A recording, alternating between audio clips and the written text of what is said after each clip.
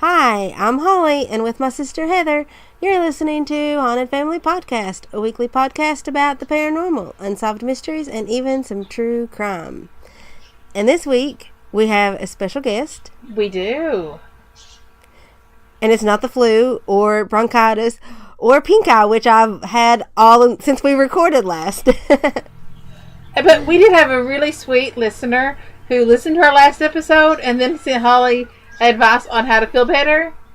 But it turns out she's got something a little worse than the flu, so she had to go to the hospital, to the doctor, and get like steroid shot and. Yeah, it's bad. And then I woke up this morning and my body was literally like, okay, let's have some fun. What haven't we had yet? Pink eye? Okay, that's good. Let's give you pink eye. Well, I mean, they know that you like pink. So our special guest, that's not the flu or bronchitis or pink eye. I know, it's kind of weird because I know I've mentioned him on the show before, but I kind of think that maybe all of our listeners think that he's a myth. I mean, I thought he was a myth. I know. And I've known him since you guys were in middle school. Fun fact, years and years and years ago, some of his friends thought he had made me up because they had never seen me. So I guess we should probably cut to the chase and tell our listeners who we're talking about. Yes. My boyfriend Anthony is in the room with me. Woo! Is this where I be quiet so they don't believe I exist? Yes. Okay. He's crammed into my studio. Okay, he's sitting on the bed with me.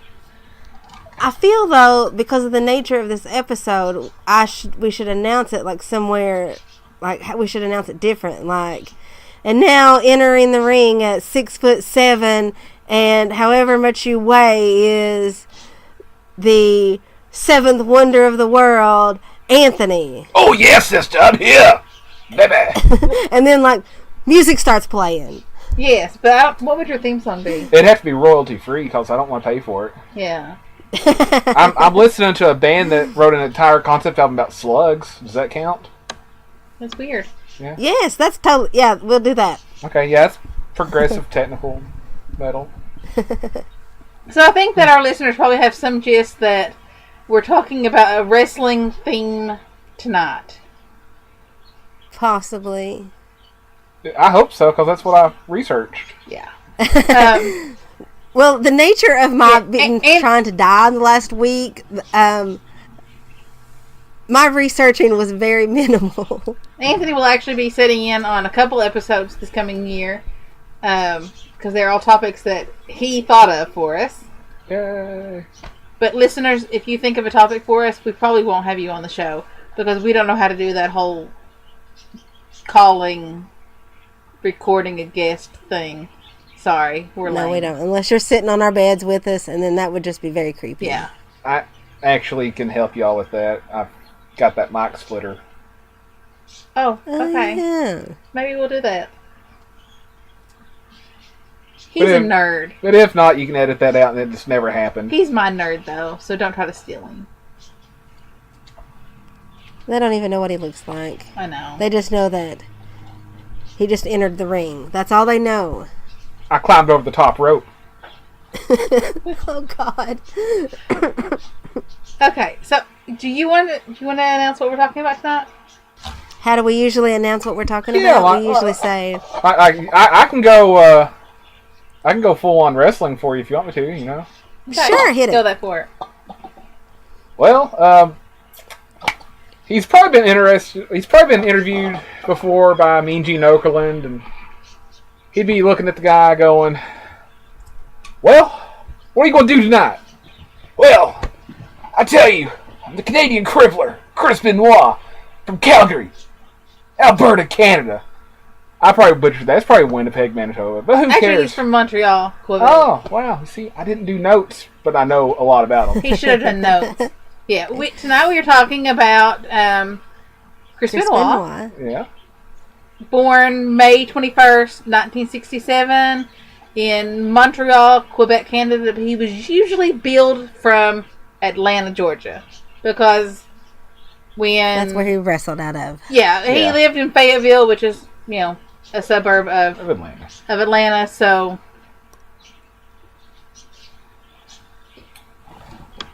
He was married to another wrestler slash... She's a valet, is what they call her. Yeah. Yeah. How do you pronounce that last name? That? Yeah. I'd say Toffaloni, but she never went by that. No, that was her maiden name. Yeah. He was married to Nancy Toffaloni, and let's see, she was American. She was born in Boston. Mm-hmm. As you know, me and Holly love Boston.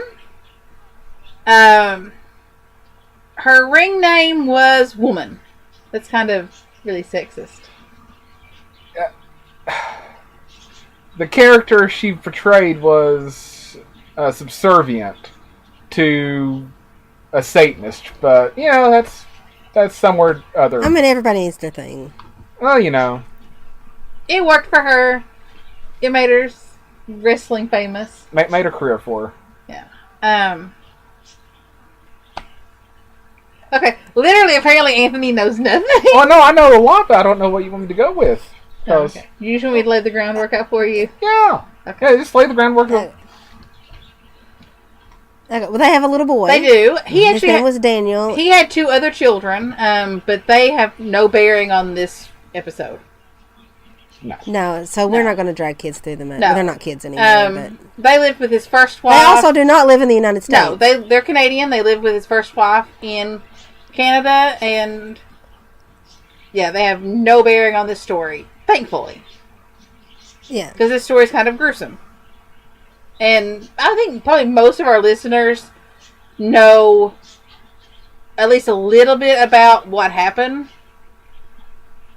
They probably remember somewhere, deep in the recesses of their mind, hearing a little blip on the news about this case. So the gist of it is, on the weekend between June 22nd and June 24th of 2000, Chris Benoit killed his wife Nancy. He killed her on the 22nd. And then the next day, he killed his son. And then on the 24th, he killed himself. Yeah, okay, we got to stop for a second. Because I've been thinking about this. Mm-hmm. And that either like the kid had to have been drugged for a day or something, because how was a kid not going to notice that his mom's dead for exactly 24 hours and not freak the fuck out? Well, his son did have massive amount of Xanax in his system. But the kid was also thought to be a little slower. They disproved that he didn't have Fragile X, but they did think he was slightly slower. Maybe Spectrum. Yeah, but I mean... But still, I can't imagine that any kid would not notice that their parent was dead.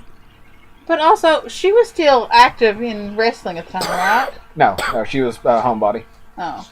I was like, he could have used some excuse to get her to say that she is out of the house. Oh, yeah, that's possible. Okay. I mean, was their house... Do we know the size of their house? Was their house big enough that, a body could be like it was in bed? Decent size. I mean, he had a pool house and a home gym. I mean, if I was dead in bed, my kids would probably know. Okay, he didn't have a substantial net worth. Only about $500,000 when he died. But I mean, that's more than I have. Yeah. He was making very good money for a wrestler. He's got 3 dormers on his house and 2-car garage. It looks like. I pulled up the house. I mean, it's not huge. It's not a mansion, but it's a nice, generous sized house. Yeah. It's the American dream house. It is a very American dream house. But, it's cute. It's quaint. You can, our listeners can actually just type in Chris Benoit's house, and it'll pull it right up. Most of the pictures. I love how we made that happen for them. most of the pictures actually have the police car sitting out front of it. So, Oh, the house is cute. yeah. I mean, I'd totally buy it. Yeah. Okay, now, she had drugs in her system too, but the medical examiner did not think that she was drugged. Yeah, she had hydrocodone and Xanax in her system too, but it was at therapeutic levels. Yeah. She probably took some bangs in her life. She Living hard. She got dropped a few times. She was willing to bump for What's a bump? Oh Lord! Some of our listeners won't understand that. I'm speaking in pro wrestling lingo. They've got a nomenclature or a secret language that they use among each other. A bump is essentially falling on your back. You have to train for it, and it's not like when you slip out in the yard and fall. It's not like slipping and falling in the yard, because that puts all the force down on one part of your body. They're trained to put as much surface area on the ground at one time. However, it doesn't always work out. You do this hundreds of times a month if you're working, and it adds up, and you get just beats and bangs, and then from exercising and working through it all adds up. Yeah. She was found in their bedroom upstairs. Her legs were bound, her wrists were bound, and she was wrapped in a towel. And the medical examiner was able to determine that the cause of death was strangulation caused by him putting his knee on her back and wrapping a cord around her neck and pulling her backwards. I think I've seen them do that in wrestling. Coherent. Only not with a rope. Yes. Yeah. Yes. She was. She was a fully coherent when he killed her. Daniel, however, was unconscious. Was there any signs of a struggle? Because I'm just saying, minimal. That if I was married and my husband was trying to strangle me, I would probably fight back. Minimal. I don't think you would have saw any signs on him that you could attribute to her. She had a few defensive. Yeah, she might have had some defensive marks, but Chris was. I'm trying to pull up his. Yeah. Chris Benoit was 5'11" and weighed 220 pounds, so he substantially outweighed her. And he was a monster in terms of just pure strength. Right. I mean, I remember watching him wrestle. Yeah. I always thought he was totally cute. In that dopey kind of Canadian way. Sorry, Canadian listeners. You all are just sort of the friendly neighbors. What are you talking about? We're like the asshole neighbors. We are. We're sorry. So he made his wrestling debut in 1985. He has been wrestling. He wrestled almost as long as I was alive. That's kind of scary. That's awesome. Yeah. Because I'm old. Shut up. Holly's even older. That's why she's got pink eye. And the flu. And bronchitis. I'm dying, people. I am dying. Daniel had bruises on his face and neck. Consistent with being choked to death. Yeah. Both Nancy and Daniel had a Bible left beside them. I thought that was weird because I don't have that many Bibles in my house. He had several. Chris was very religious. There's a 911 call that's available on YouTube. WWE security guy called, and he made sure to state Chris was very religious, but it was unlike him to miss. He missed a pay-per-view the day before they found his body. Well, actually, he missed 2 wrestling events. Well, he missed a live event and a pay-per-view. Yeah. Because on, was it the 23rd? The 23rd he missed a house show, what they call it, a non-televised event. In Beaumont, Texas. Which is 100%, it happens. People miss flights and such. But what doesn't happen often is missing a highly publicized pay-per-view event. Main event. Which was scheduled to happen on Sunday the 24th.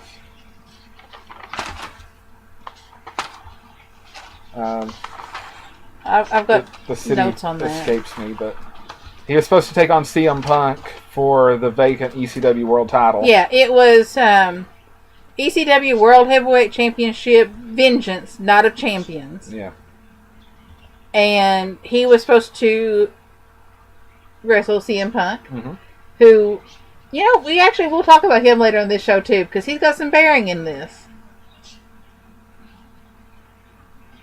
We're talking about him and Colt Cabana breaking the internet. Oh, yeah. Because he talks a lot about injuries in professional wrestling. Oh, yeah. But anyway, he called WWE talent management to tell them that he would not make the house show in Beaumont, but he would definitely be there for the pay-per-view event. This was after he already killed his wife. Yes. Nancy was already dead, and Daniel may have been dead at this point. Because this happened, he called sometime on the 23rd. But he said that Daniel was in the hospital and him and Nancy were with him, and he couldn't leave just yet. That he would get a later flight to Texas and make the show. So we don't know, and the medical examiner was not able to give a really precise time of death for Daniel. Both of them may have been dead at this point. From what I remember reading, they said that they could tell via decomposition that Nancy had been dead a significant period longer. But yeah, so they put her death early on the 22nd. Yeah. But they, by the time the phone calls started going, it's... So on the 23rd,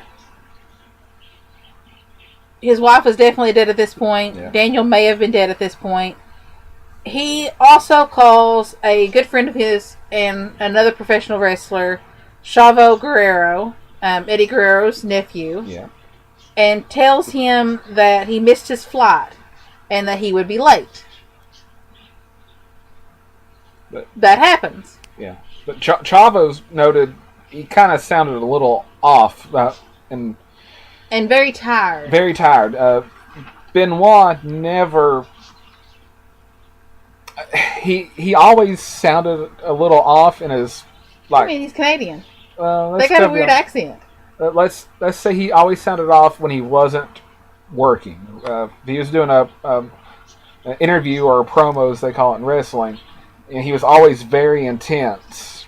But outside, he was very shy, very reserved. But his good friend even noticed something didn't seem right. So when Chris hung up the phone from the first call, Chavo called him back. He was that concerned about him. Yeah. And there was no answer, but at 3:44, Chris called him back, and they talked for a little bit. He says that, Nancy and Daniel has food poisoning, and he ends the call by saying, "I love you." That's hell of food poisoning. Yeah. And again, Chavo was just really taken by how off this sounded coming from him. I mean, and these are guys who spent a lot of time together. They traveled together. They're close. Big fraternity is what it ends up being.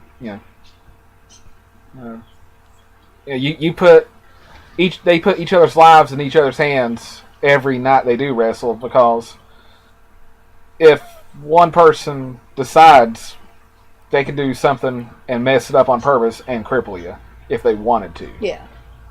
Yeah, I remember Steve Austin talking about that happening to him, and he almost broke his neck. It's Owen Hart gave him a pile driver and did it differently than he should have, and it's pretty horrifying to actually see it happen. Because everything changed about him from that day on, and it ended his career eventually. It caught up to him. Yeah, and see, that sucks, because he was my favorite. He's everybody's favorite. He wasn't my favorite. What? How was he not your favorite? Get out. Okay, so then comes the text messages. Yeah. He misses the live event, and that night between 3:51 a.m. and 3:58 a.m., 5 text messages are sent from him and Nancy's phone to various people. 2 of the people who received the text messages were Chavo Guerrero and Scott Armstrong, who used to be a professional wrestler and now he's a referee. Yeah. And he was a referee at the time. Yeah. 4 of the messages just contained the address to the Benoit household. And then 1 text message, and I have nowhere in my notes who received what message. But one of the messages said, the dogs are locked in the pool area, and our garage door is open. Yeah. And I think he sent that with the Chavo also. And Chavo was, by that point, he was weirded out enough. That happened on the morning of the 25th, didn't it? No, it's 24th. It happened on the 24th? It might have been early 25th. I think it was early 25th, because he missed the pay-per-view, no-showed it. Which is unheard of. For a main event, he's probably going to get a cut of the money, so he took a huge pay cut to miss the pay-per-view. So, it would have had to be really serious for him to do it. He was, beyond this, he was a consummate professional.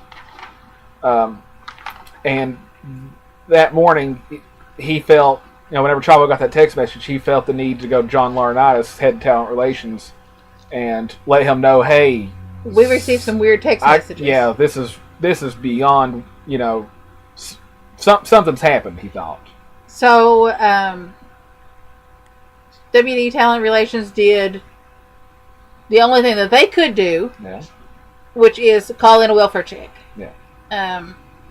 For anybody who doesn't, know what a welfare check is, at any time, if you were concerned about the well-being of someone else, you can call the sheriff's office or the dispatch for the town they live in and request a welfare check. And what will happen is they will send a sheriff's deputy to that person's house to physically lay eyes on that person and make sure that they are okay. And in this case, the sheriff's deputy found 3 bodies in the house. In turn, he called WDW back and told them that they have discovered a major crime scene. But they didn't tell him what they thought had happened, because they... Yeah, that's all they said was, we have found the bodies of Chris Benoit, his wife, and his child, and they are deceased. Yeah. So, WFD, thinking that this was a tragedy, that, somebody has murdered them or something has happened, dedicated their next show to Chris Benoit. All 3 hours of it. It was a 3-hour show that was dedicated to his best matches, and... They canceled the event. Yeah. And they just aired a package of videos. And towards the end of the show, word got out that it was a murder-suicide. And So they probably should have held off on that just a tad. With wrestling, though, they've got matches. They've got shows like several nights a week. They run 5 nights a week. And the fans expected them to do something. Yeah. Like anytime anyone else has died, not in those circumstances, but Eddie Guerrero, he died in 04. 05. He died November 13th, 2005. And whenever he died on the weekend, and they didn't even cancel the show. They done a video package, but everyone who wanted to talk, about how loved he was, but no one else that had died and had the 10 bell salute that they do between shows had never had an entire family die. So they thought, this is beyond, this is beyond someone just dying. It's a tragedy had happened, and they wanted to. They thought they were responding appropriately. Yeah. So the next day, at the very next show, Vince McMahon comes out and sort of apologizes for the previous show and says, this introduction to the show is the only time you will hear me mention Chris Benoit's name. And they proceeded from their website. They have erased him from WWE history. Yeah. And he had held records. He had held titles. He was in video games. They've erased him from everything. They've even erased his name from songs that's available on iTunes. He is still, however, in the Wrestling Hall of Fame, I believe. He's not in WWE's Hall of Fame. No, but he's in Wrestling Hall of Fame because it takes 60 votes to get you 60% of the votes to get you in, and it takes 60% of the votes to get you out, and they didn't have enough to vote him out. He had drugs in his system also. He had therapeutic levels of Xanax and hydrocodone, but then again, he had taken a beating in his life. He probably needed those. Mm-hmm. And he had elevated levels of anabolic steroids.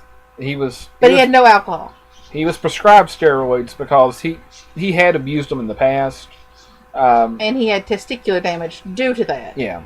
So his anabolic steroids were prescribed as treatment for the damage he had already done. Yeah. And he was... If you believe the wellness policy that WWE has in place, he never tested above what was therapeutically allowed. He was, by a team of doctors, his personal doctor. WWE has a doctor on staff. He would have been legal to fight in professional mixed martial arts at the levels he never tested above. Yeah. There's ways to counteract it, but that's not what this podcast is about, I heard. No. And the medical examiner actually said that he believes that the steroids were so elevated because he probably had taken them shortly before he killed himself. Yeah.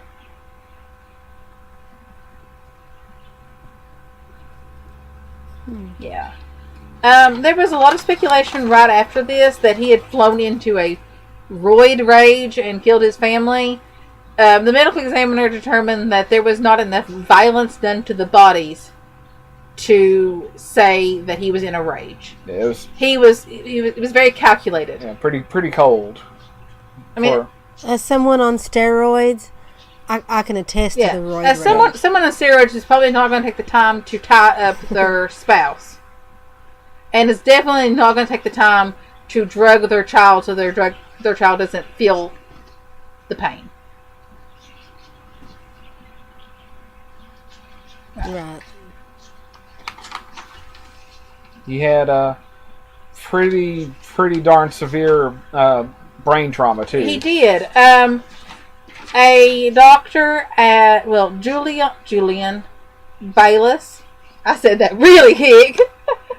A neurosurgeon at West Virginia University tested his brain after he died and said that it resembled the brain of an 85-year-old with advanced Alzheimer's. He had damage to all 4 lobes of his brain and the brainstem. Not just a little damage, excessive damage. And that was due to the style he wrestled.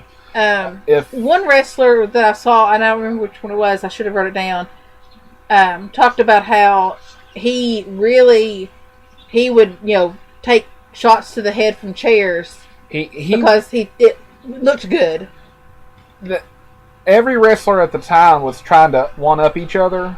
You got to understand 90s and early 2000s wrestling. They had what WWE called the Attitude Era, which was they ratcheted up the storylines, made them more overtly sexual, more overtly, Wait, you can get more overtly sexual than the Bella Twins were? Those girls were straight up hoe bags. More overtly sexual. Okay. Then after 03, 04, they had the era of ruthless aggression. Basically, as violent as pro wrestling has ever been in the American market, that people they were taking chair shots to the head, and you can't. I can hit Heather in the head with a chair right now that she wouldn't feel it. If you hit me in the head with a chair, yeah, you're going to feel it. Yeah. But these people were taking chairs that were technically lighter than regular folding chairs. And I kid you not, they was hitting each other over the head and caving the seat of this chair in. Yeah, I remember that. They're like 1 pound lighter than a standard folding chair.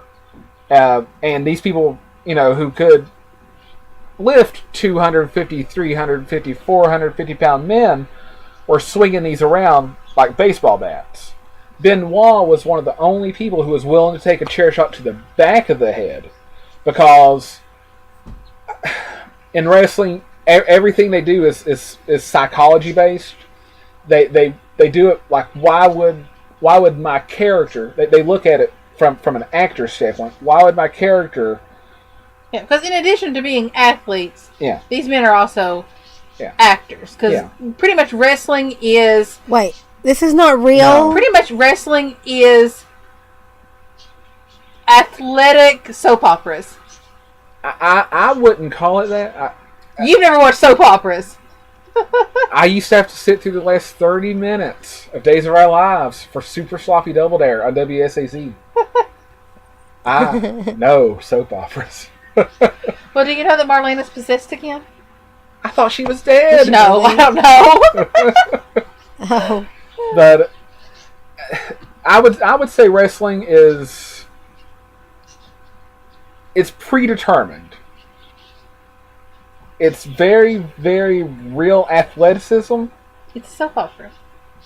It's predetermined. But it's a soap opera. It is a soap opera. It is it's dramatic presentation of good versus evil. Yes, and in between. It's soap opera. Okay, I'll give it to you. I would say soap opera.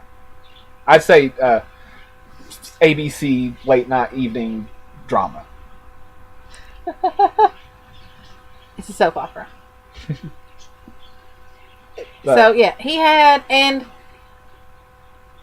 we're starting to see CTE more and more with athletes. Yeah. If you remember our episode about Holly, who was that football player? I can't remember his name. Aaron Hernandez. I don't even remember what position he played. I don't know sports. Tight end. He was a tight end. Do you remember what team he played for? New England Patriots. Where are they from? New England. Where? Boston. Okay. Although technically they are not from Boston. They're Foxborough. They're from a suburb of Boston. They're from wherever Robert Kraft decides to build his next stadium at. And he was in prison, like literally a stone's throw away from their stadium. Oh yeah. Everybody can go over and say hi afterwards. No, that's another organization that completely wiped somebody clean from from the industry. I remember doing research for that episode. He apparently was a very talented athlete. He was the best. I hate the Patriots, and he was the best.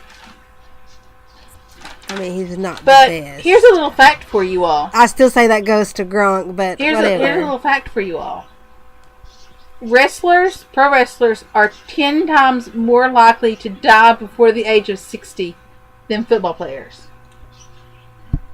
Due They in probably part make a to whole the lot fact less. that their sport is so physically demanding. Yeah.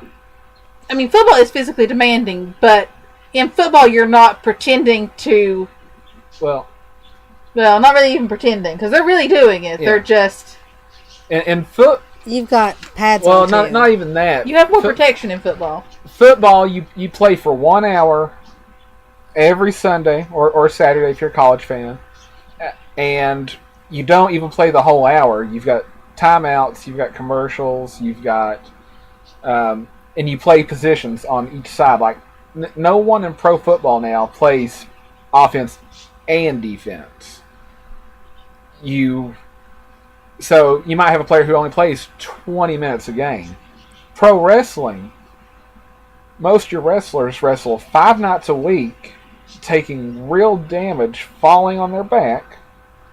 Chris Benoit took real damage doing a diving headbutt off the top rope, which he would hit someone's shoulder with the side of his head 5 nights a week, 300 days a year for 20 years. Yeah. And that... I mean, football players don't have the... I mean, with the exception of a few, they don't have as long a career as wrestlers have. 10 years pro. But you've got they've got 3 years of college minimum, 4 years of high school, and some states will have elementary school football. Not every state. Some states you can't start playing until freshman year of high school. God, I bet they suck at football. I mean, it's California and stuff. They probably play Pop Warner. There's probably a sign on their football helmet that says, "Warning, football may cause cancer." But sorry, our California listeners. Yeah, but the only teams that really even come close to the amount of time played per year that a pro wrestler does would be the Patriots. Now, the medical examiner who did the autopsy on Chris Benoit actually said that Chris Benoit probably would have been dead within a year anyway. And not because of his brain trauma. His heart was enlarged 3 times the size of a normal human heart. Yes. But because he had abused steroids in the past. And painkillers, probably. Eddie Guerrero, which was a very dear friend of Chris Benoit, actually had died in 2005 of heart problems. Yeah. And all of Chris Benoit's friends, after the fact, said that Chris had been acting very depressed since Guerrero's death, and also since the death of Sherry Martel, Sensational Sherry. Yeah. She died in June of 2007. Yeah. So There's he had a lot going on in his life, and I don't know if they ever looked in his medical records to see if he had even known about the heart issue. Probably not. I would think that would probably be career ending right there. Yeah, I mean, most of the elite athletes. Vince McMahon can be an ass, but I think that he probably would have, forced him into retirement then. I don't think Vince would, but his lawyers would have. But no, forgot where I was going to go with it. But most of your elite level athletes, Benoit could and would wrestle for 35 to 45 minutes a match if it needed it. And 10 minutes later he'd be fine, like nothing had ever happened. So I guess he had never thought that, oh, my heart could be failing me now. Yeah. I don't know how many of our listeners also listen to other, I'm sure most of y'all listen to other podcasts, but if any of y'all listen to The Art of Wrestling by an independent wrestler, Colt Cabana. Yeah. I personally love his podcast. He's going through a format change. Yeah. But His old episodes are available. A few years ago, he actually broke the internet. Yeah. Legit broke the internet because he had CM Punk on. This was CM Punk's first interview since leaving the WWE. And I mean, he bashes WWE pretty hard in the episode. But he also talks a lot about how wrestlers' injuries are treated, particularly concussions. He had several concussions in his time. Every wrestler has concussions. Yeah. But before they'd be like, "Oh, I got dinged," and now they're like, "Oh, I got a concussion." But at one point, CM was talking about how he had got a concussion and they were doing the concussion testing, and at the same time he was texting friends. Yeah. That's how serious they actually took it. That's the same concussion test that they give for college football players and pro football players. That tells you everything you need to know.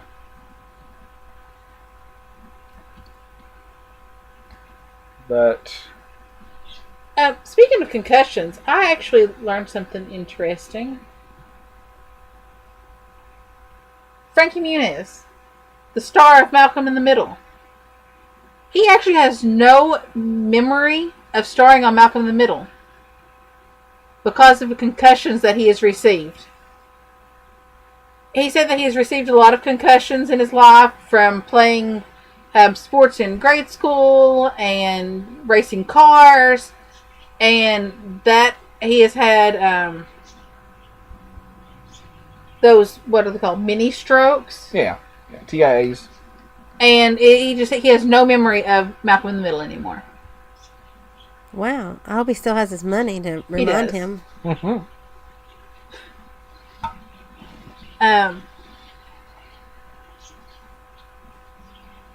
It was CM Punk went into graphic detail on injuries in general. Look the episode up and listen to it. It's probably not up right now. There's a big lawsuit between WWE versus CM Punk and Colt Cabana. Yeah, well, okay. If the episode is up, listen to it. If it's not up, search YouTube and see if someone has uploaded on YouTube. It's literally 2 hours of F-bombs. It released on Thanksgiving Day. Something. We listened to it on the way up to Holly's house. I remember you guys talking about it. It was intense. And it really explains, and thinking back to the episode, I can totally see why WWE would sue them for this, because it is very detailed in how it says names. How the doctor for WWE and certain people has let wrestlers down when it comes to health and well-being. Yeah. Talking about wrestlers literally walking out of the doctor's office and Vince hounding them on the phone. When are you coming back? Can you make this show? When are you coming back? Yeah. But she has a business and those are his employees. But they're independent contractors. They're independent contractors. They're contractors. not technically employed by... Yeah. That's gray, murky water. So yeah,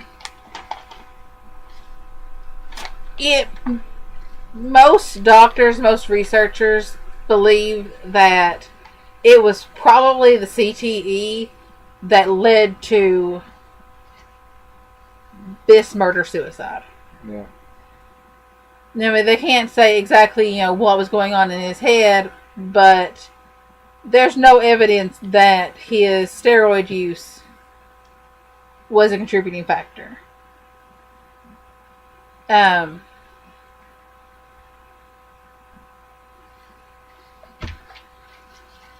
All it did was give him the strength to do this. He was scary. I mean, I'm 6'4".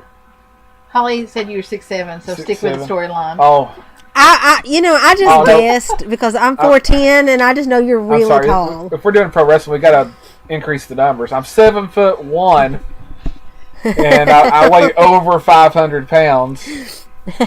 Well, I mean, your friends do call you the Big Show, They do. so I guess you're Big Show too. But yeah, no, but no, Benoit could literally throw people like nothing, like a lawn dart if you wanted to. Yeah.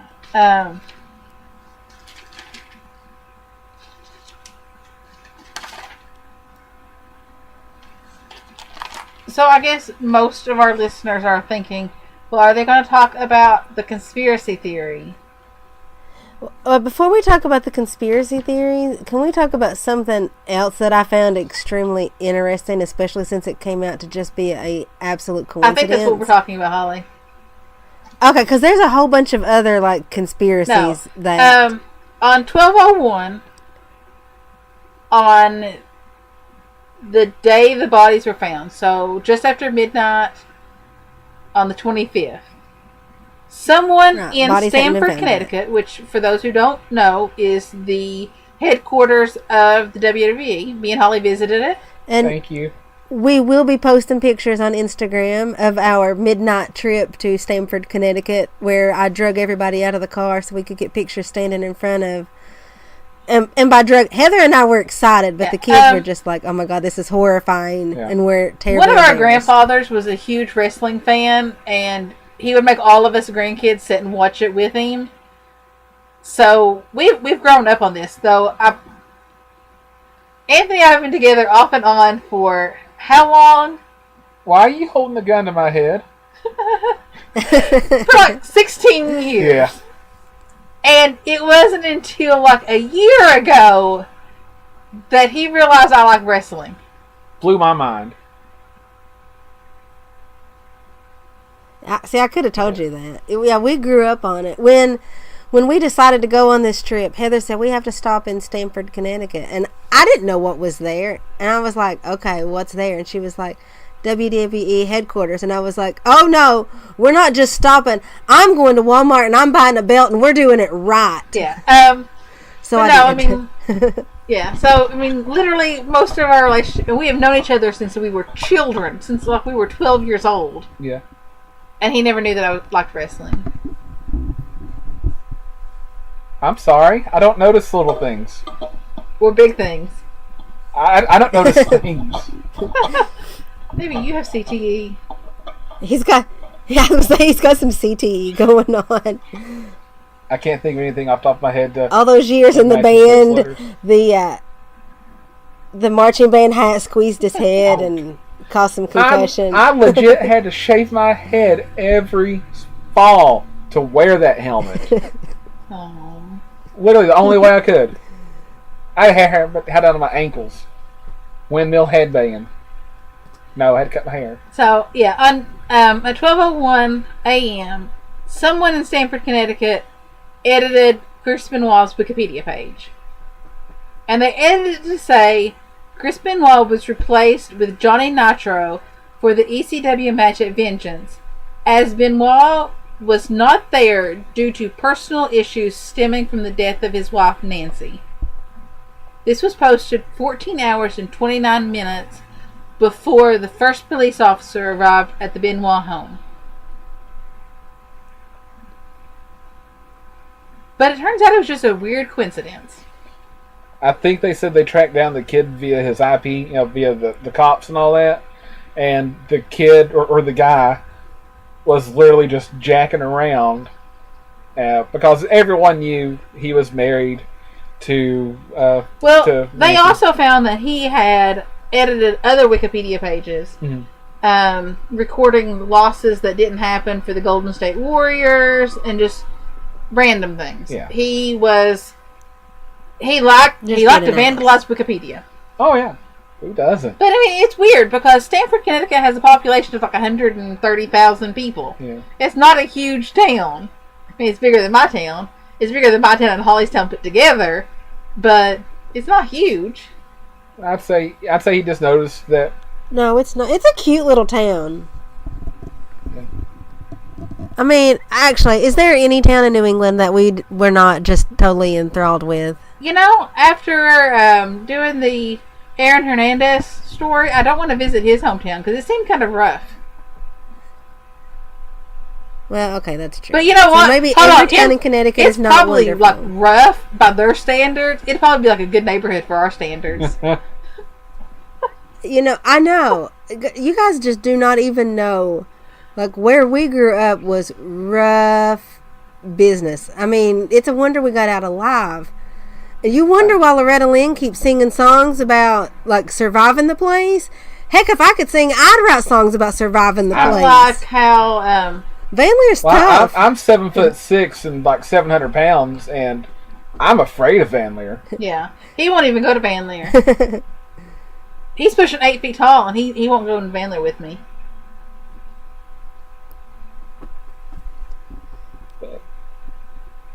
I thought you was going to talk about the other conspiracy theory of Chris Benoit. Which was he a space alien? No, there's a very, very crazy one.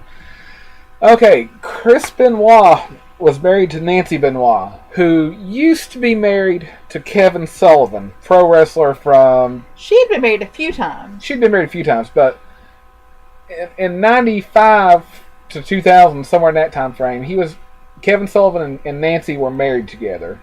Oh, there's apparently a YouTube video about this. There are YouTube videos about this. Evidently, the character Kevin Sullivan portrayed in Southern America was that of a Satanist, because he was a bad guy, and that was the thing he could do to rile the people up in the local towns. Well, I'm the devil worshiper is how he portrayed himself. And oh my God, did he say it in that accent? No, because that's hysterical. He did. That's my Southern, local yokel accent. But no, well, he totally should have done it in that Kevin accent. was like 5'5". He was shorter than Chris Benoit, so he's like 5'8", 5'9", balding, and he'd paint on his face like little lightning bolts. He was the Taskmaster, and he ran a cult, and he was, he doesn't everybody? I have a cult. But anyway, Nancy and Kevin were in the process of splitting up, and when she hooked up with Chris, when Chris was married and had his second son with his first wife, like they got together. Wrestlers are always together, the valets and all that. So the theory was Kevin held some resentment over this, and the Satanist that Kevin was, quote unquote. Well, I mean, and Chris was a bigger star. Chris was a bigger star. Kevin was the guy who ran the place. He was the booker, the person who decided who won and lost matches. He saw that there was money to be made in an angle that blended real life with pro wrestling, and put them into matches together. And after Chris had died, the conspiracy theory started coming out that, well, Kevin done this because he was a Satanist. Kevin's not. He's super Catholic. He goes to mass on Sundays. He was just portraying a character. It's all for the show. I saw the last time I watched wrestling with you that they were saying that somebody was the son of somebody else, and they're not even related in real life. No, I don't remember who it was now, but I mean, it's just it furthers the storyline that they're wanting to portray. So, if they can take some real life put into it, it will. Well, I pulled that up. I'd never heard of that conspiracy theory. Yeah. And I found a message board post from 2014. It's titled 24 Reasons That Will Prove Chris Benoit is Innocent. I'm looking at that same thing. And I think I'm gonna read some of these, maybe all of them. Point 1, Chavo Guerrero. It says, close friend of Benoit told WWE Magazine that he talked to Chris for a while on Friday night. on his house phone. About 45 minutes into the conversation, Chris told him that someone was knocking at his door and he was going to see who it was. Shortly after Chris answered the door, there was a scuffle, and then his house phone line went dead. And Chris was only reached on his cell phone 3 hours later. It would take a pretty big dude, though, to overpower Chris Benoit. Or a few pretty big dudes. Well, yeah, I mean, granted, they are, wrestling is predetermined and quote, fake, but they're real athleticism. They're in the business of moving bodies. Whether it's, that's what pro football players say. They're in the business of moving bodies. And to a normal thug, they're not. They're just in the business of moving normal people around. Yeah. Not athletes. So. Point 2. After Shuffle reached Chris on his cell phone, he said that he sounded very odd, groggy, and tired. He also said that Chris told him, "I love you," which sounded forced. But this did not happen on Friday. I believe that Chris's phone call with Chavo, where he said "I love you," happened on the 23rd, on Saturday. On a Saturday. Which that could be 20, depends on how they word it at night, Friday night, Saturday morning. Point 3. Chris Benoit's cell phone is missing. And police cannot find his cell phone or the needles that he used to inject himself with steroids. Okay, that's a big thing. Although, do they have a housekeeper? Well, if they had a housekeeper, she would have seen the dead bodies. Yeah. But, as Anthony said, Nancy was a stay-at-home parent now, so they probably didn't need one. Or they Because for the most of the time, it would just be her and their son in the house. Because Chris would be traveling. Yeah.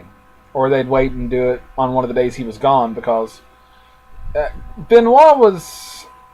A lot of people said by the end of his life he was starting to get really paranoid. Head injuries will do that to you. Yeah, and like some people said that... I listened to a podcast with Chris Jericho. He done a 10-year anniversary of Benoit's death. Now, don't quote me if it was on this episode, but I think it was. He said something like, or someone said something that he was starting to get so paranoid by the end of his life, he wouldn't take the same route to the gym. He wouldn't take the same route to the airport, to his local airport. I think we listened to that one together, at least part of it. And he from Atlanta, he wouldn't go to Hartsville Airport or Hartsfield, I think. Hartsfield Airport. He wouldn't take the same route. He would take I-75. This coming from the guy, Anthony, who literally will take different routes through our town to get to Walmart just to annoy me. Oh, yeah, I just do it to annoy you. I'm not afraid of the FBI following me. Are you sure? Yeah, I'm sure. Because me and Holly might have a foreign country after us. We're not quite sure. We have seen their IP addresses pop up on our podcast, though. Yeah. My thought on this one is, did that scuffle and all of that take place when he should have been gone? He should have already been on the airplane? He was gonna fly out Saturday morning. Was he always gonna fly out Saturday morning, or was that changed? Because if let me look up when that first event was supposed to. Because some wrestlers, they normally work Friday, Saturday, and Sunday night. Normally, they could have gave him the Friday, to have Wednesday, Thursday, Friday off. But Atlanta is not that far from Texas. You would have only been a very short flight. Yeah, but he may have, but if it happens, if the scuffle happened Friday evening when he was supposed to have been wrestling, he should have already been gone by that point. Yeah. Right. See, that's what I'm saying, is that if we're talking about it in the terms of it's a conspiracy theory, then we need to debunk the theory. Yeah. And to do that, we have to decide, okay, well, did that phone call and that scuffle happen when he should have already been gone? If that's the case, then Nancy and their kid should have been there by themselves. And then that would have meant that Chris surprised them by being there. Yeah.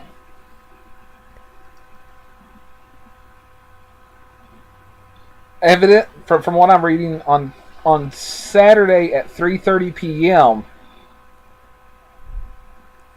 Chavo received the voicemail saying that he was going to be late for that night's house show in Beaumont on the 23rd. Okay, so Friday was free day. Friday was free day, but... Okay, so... Maybe somebody didn't know that he was off that night? Possibly. But according to this, they said around 3:30 on Saturday, on 3:30 p.m. Eastern Daylight Time, Chavo received a voicemail from Benoit saying he was going to be late for that night's house show in Beaumont. So, according to that, Chavo supposedly talked to him on Friday, but I've not seen anywhere saying that they talked to each other on Friday. No. Point 4. Chris was not hanging from the weight machine. He was laying on the floor underneath the machine. And another officer said that he was slumped against the weight machine. I've actually seen a few conflicting reports on that. Mm-hmm. I've seen some that says that he was dangling from the weight machine, from a pull-up machine, whatever that is. Yeah, he... Pull-down machine, that's what they called it. Yeah, he supposedly had tied the cord around his neck with a towel, a towel protecting his neck from the cord. And he lifted all the weight of the machine and dropped it. And broke his own neck. Nancy's sister had went on a podcast on Jericho's podcast for sure on this one, and said that there was internet searches. There was internet searches from that weekend about how to quickly break a neck. Yeah.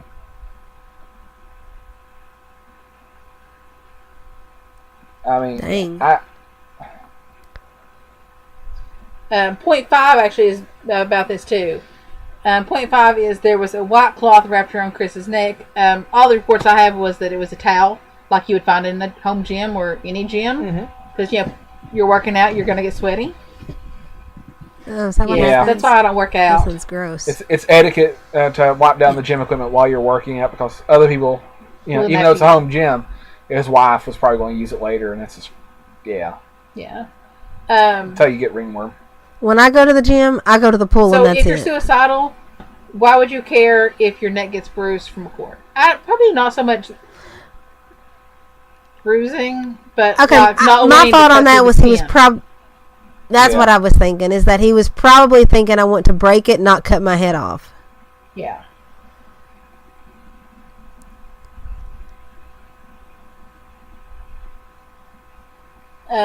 Okay. Do you want to do 6? Number 6. The medical examiner says Chris died on Saturday. But the text messages were sent on Sunday. And Chris was already dead. So who sent the text messages? Nobody physically talked to Chris on Sunday. Okay. See, that is weird. You know what? He needed a Fitbit because it would have told him when his heart stopped. I put mine on the other day when I thought I was dying, so that if I died, the girls would know what time it happened. That's very considerate of you. I know. I was thinking it'd be really good for you guys to talk about it on the podcast. And then no one in the family could say that you died and I'll let you lay there for days and days. Right. Yeah. So. I just point to your Fitbit. I think Anthony's pulling up some records on this. I'm pulling up the autopsy report to see when the medical examiner actually said he died. Because, it's on the internet. I could say he died on a Wednesday. And I mean, they don't know for certain when Daniel died, but they do know that his decomposition was not as severe as Nancy's, so they know that she was killed before Daniel. Right, but then they also know that Chris's was as bad as Nancy's, so. But I mean, we're talking about the difference in a day. We're not talking like there was a body left for an extra week or anything. So I can't imagine that the difference is going to be minute at this point, at this stage. Right. And there's a chance, I've not seen it in the report, there's a chance that, they could have said, there's chances that it's consistent with that of a deceased male 24 to 36 hours. Yeah.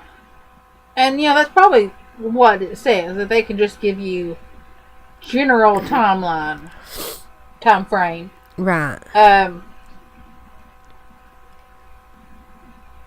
And point 7, the steroids found in his home were not in his body. I don't understand that point. Okay, then why did they just say that the needles that he used to inject himself were missing? Well, he had didn't steroids have it in his system. I don't know if maybe they found a different type of steroid in the home. I didn't see any record of that.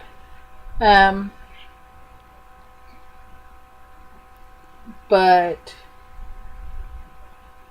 let's see what the toxicology said. Yeah, this looks like, from everything I'm seeing, they just said steroids. They didn't say what. I mean, yeah, I can't find a toxicology. On Wikipedia, they have a set for the toxicology, and it says that he had synthetic anabolic steroid in his urine, but did not have GHB in his urine. That's a sedative. Yeah. It's party drug. You want to take some party drugs? Not that. Okay.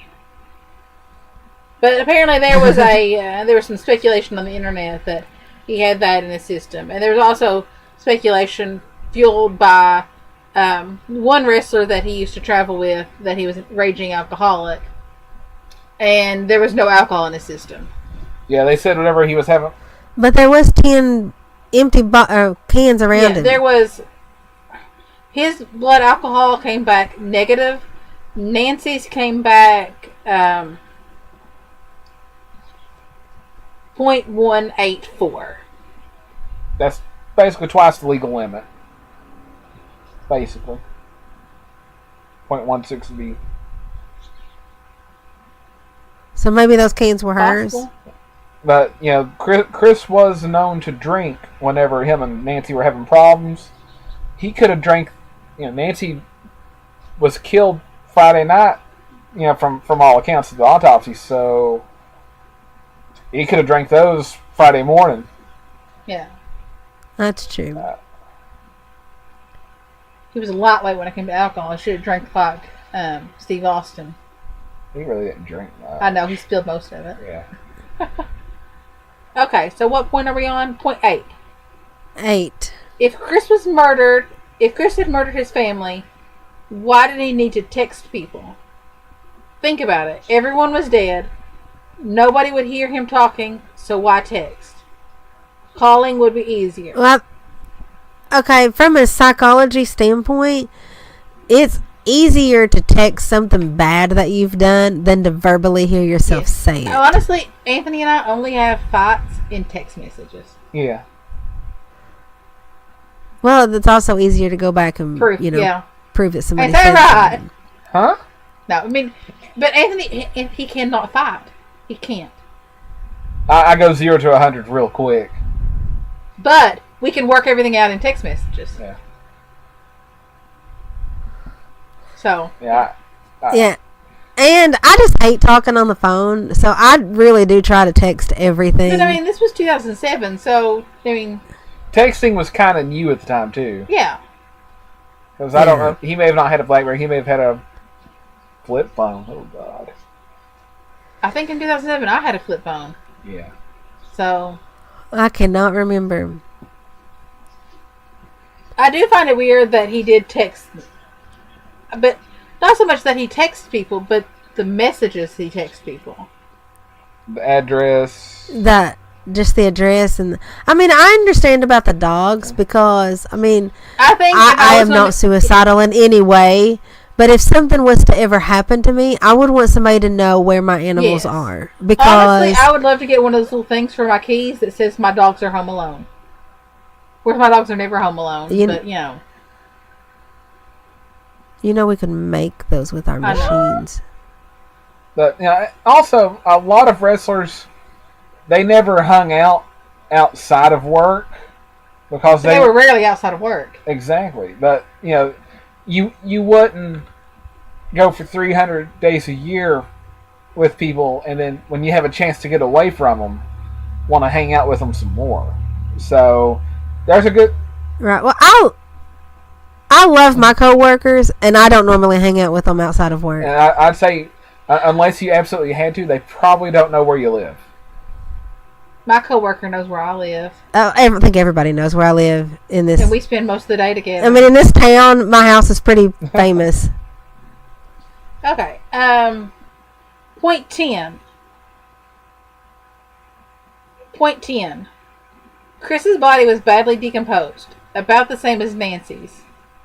Wouldn't this show that he died sooner than Sunday night? I read the... Yeah, I think we decided that that's not really the case. I read the autopsy report, and like it said, torso was unremarkable, cavities, no extra amount of fluid, no, minor. I think this is just someone saying something on the internet. Especially back in 2014 when that post was written. Yeah, you might not have had access to the medical examiner report and all this wonderful stuff that you can just pull up. Yeah, like that. Yeah, it's crazy. You can download the PDF now, when before you would have had to write the coroner and probably pay money order or certified check and then wait a month and a half for them to make a photocopy for you. And you're just going off of hearsay. Like, well, I heard. Point 11. Why would he tie Nancy up? He was a big guy. He could easily overpower her. Yeah, I do have an issue with that. Me too. Because, I mean, from all pictures, she was not a huge woman. She wasn't. She was very petite. Yeah.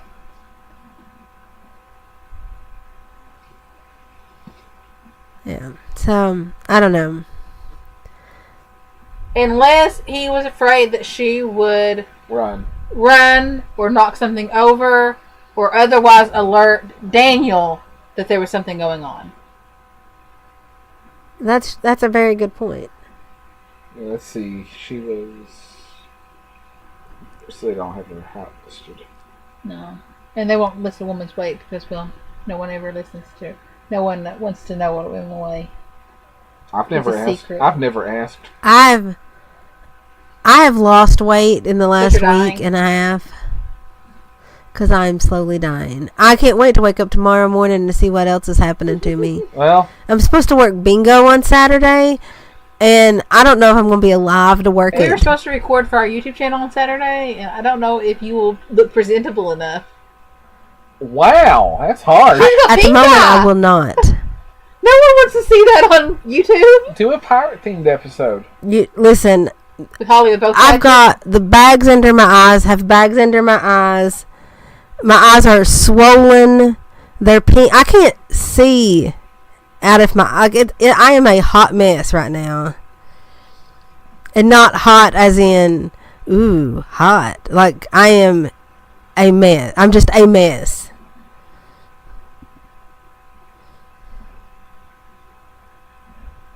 Well, I hope you don't get shingles. Shut up.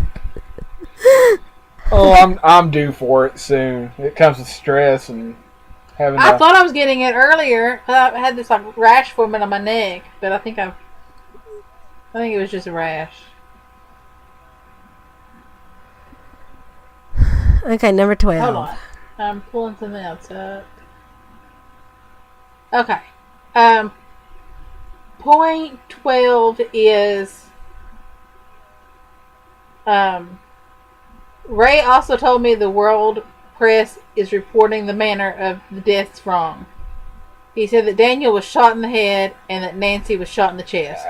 That is not what the I don't know who Ray is. Official medical examiner's report says. I can't even believe that guy now. I mean, if it'd be one thing like, they weren't asphyxiated; they were smothered. Like if they wasn't strangled, they were smothered. If his weight on her caused her to asphyxiate. Oh, okay, I can believe. But shot. Yeah. So we're saying is Ray is wrong. Yeah, sorry. Ray's never read the medical examiner report.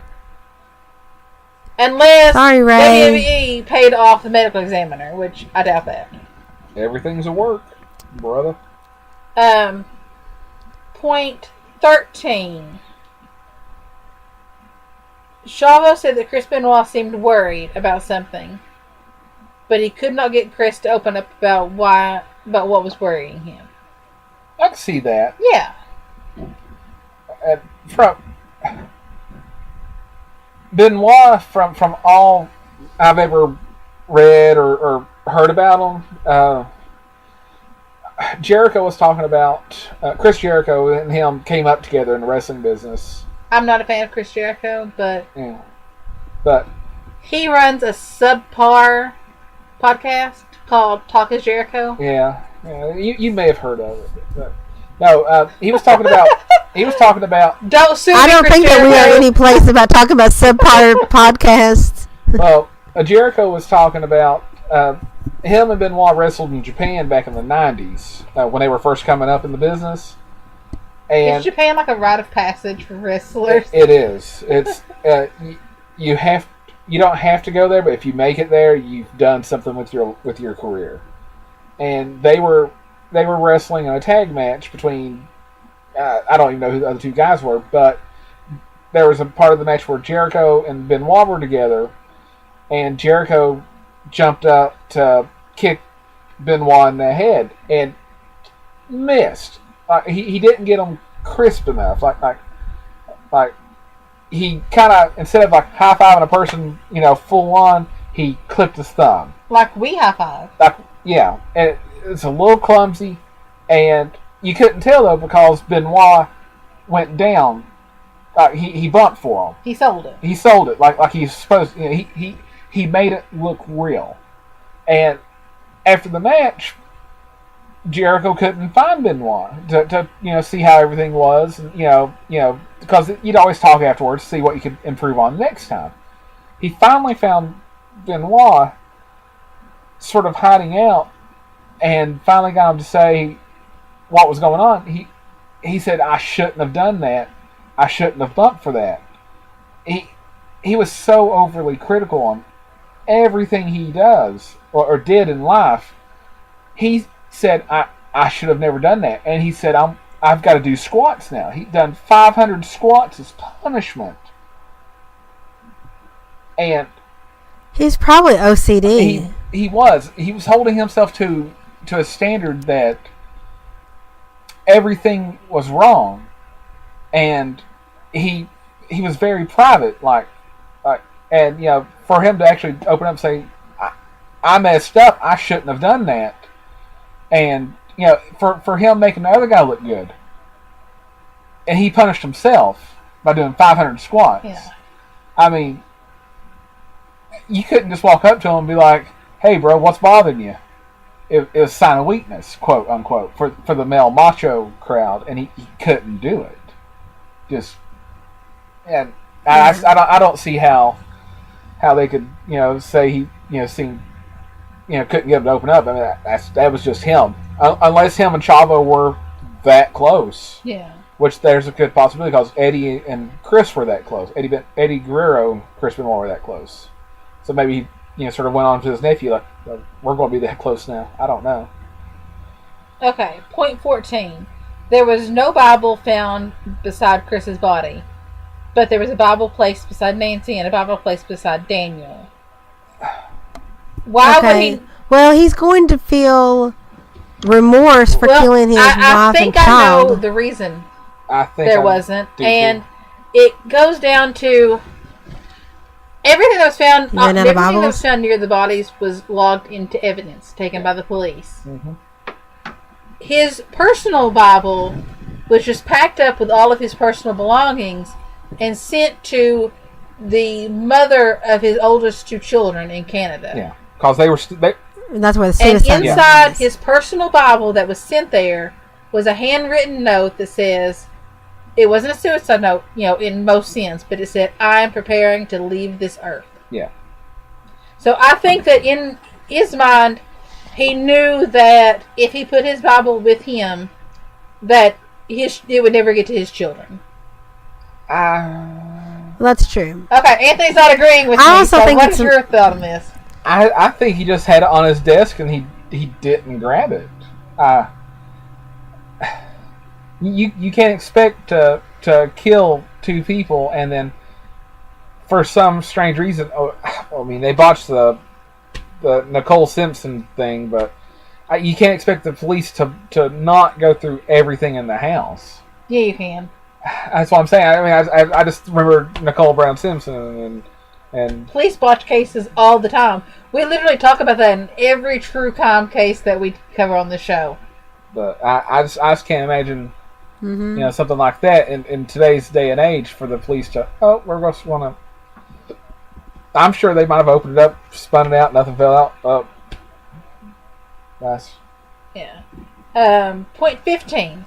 There were 10 empty beer cans and an empty bottle of wine beside Chris's body, yet he tested negative for alcohol. Well, your body will metabolize, what is it, an ounce of alcohol per hour?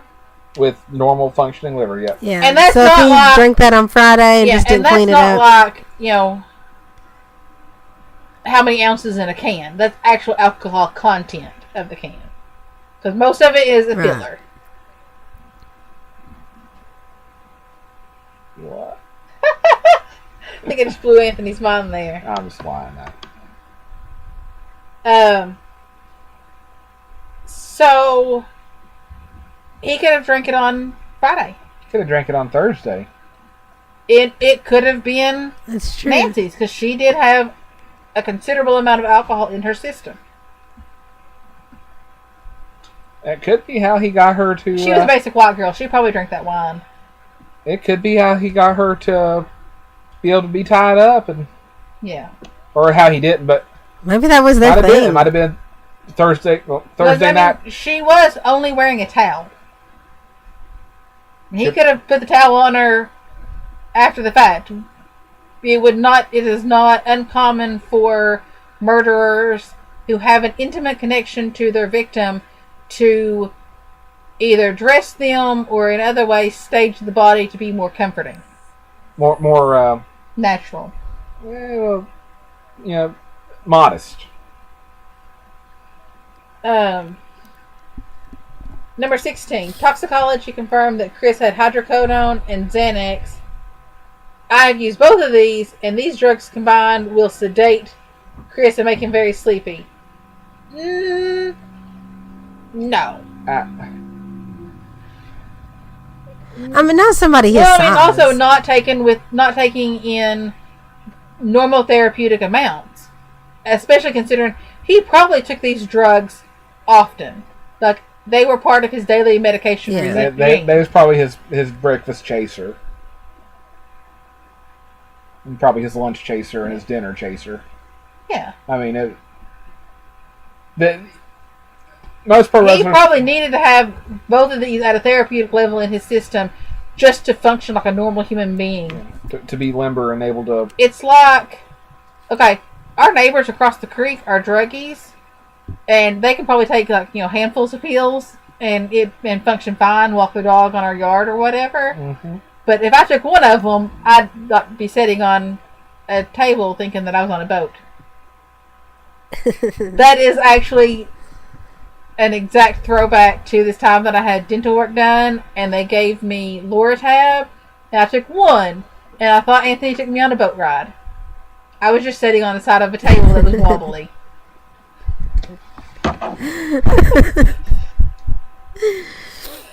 Okay. So, I'm sorry, user Amard1, but you're not really making a whole lot of sense. I would say in 2014 he was making all the sense. He was probably like the god of this message board in 2014. Yeah. Point 17. The police originally said that Daniel died on Friday because his body was badly decomposing. This supports my belief that all three died on Friday night. The police changed the manner of Daniel's death 3 times. First, he died from a garbage bag. Second, he died from a chokehold.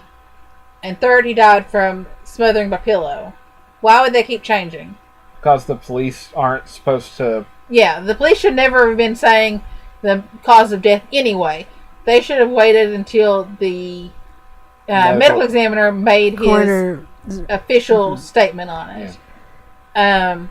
And I believe that the medical examiner actually said that it appeared he died from a chokehold. Yeah. I have not seen garbage bag or pillow mentioned. But like in any official capacity. Where I come from the world of people who talk about wrestling on the internet, because I really don't talk about it in real life.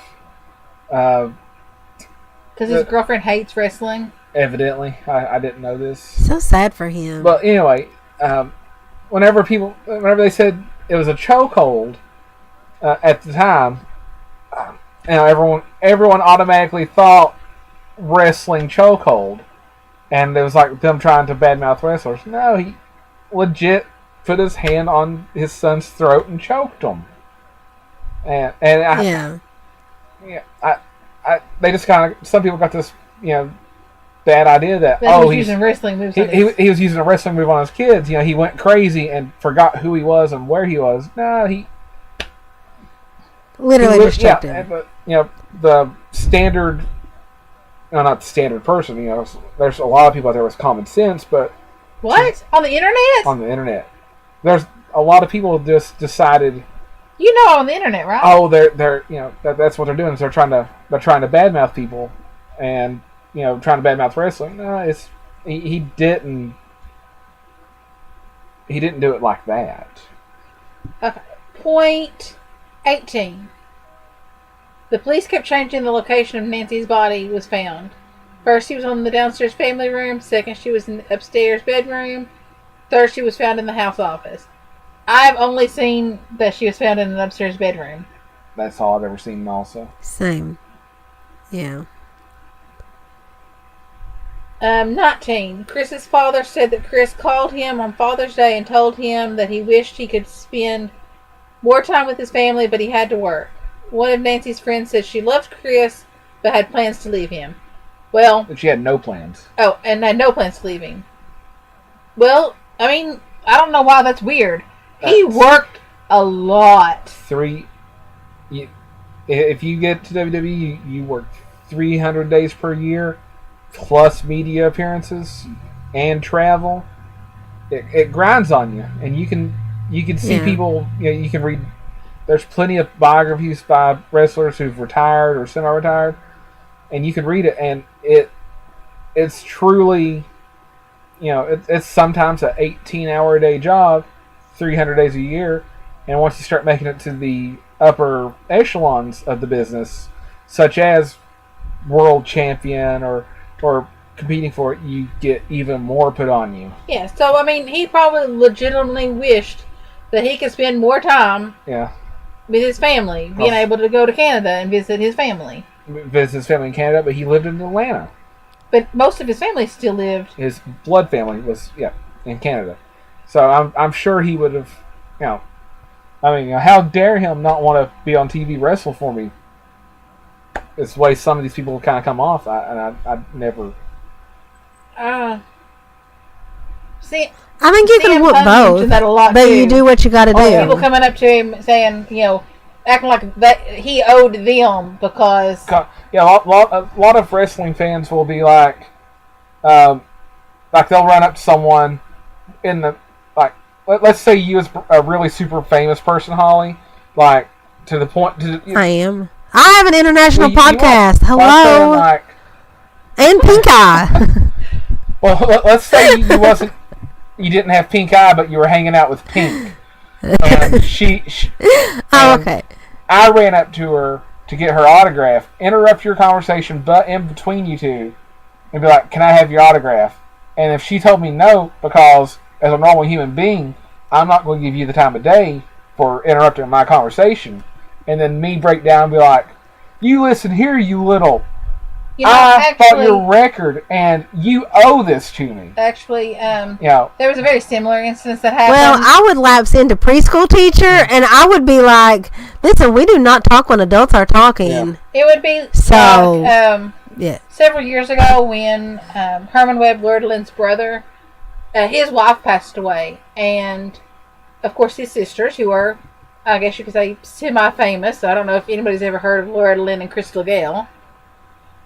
Came in for... I mean, she's still famous. For her funeral. And there were fans outside of the freaking funeral home trying to harass them and get pictures and get autographs. Yeah. There's a time and place for everything. A funeral is not that place. But, people would harass him for... they would show up at the airport for the red-eye flights because they would hear that, Benoit's coming in United, 3 a.m. That's when their plane's going to touch down. And they would expect... when... when Kevin Owens was Kevin Steen and he did that little YouTube channel, I probably would have done that just to see if I could get on the podcast. On the YouTube channel. Not like go up to him, but try to get in the background of it. Yeah. But, it's one thing like... Anthony wouldn't let me stake out airports in the middle of the night. Something about that being creepy. But, Punk said it best, He is no fun. He is lame. Yeah, CM Punk said it best, though. He doesn't... No one owes him anything. He doesn't owe anybody anything. If you come to him like a normal human being, wait for his conversation to be done. Hey, refer to him as his stage name, because no one... You don't know him as his real name. Mr. Punk...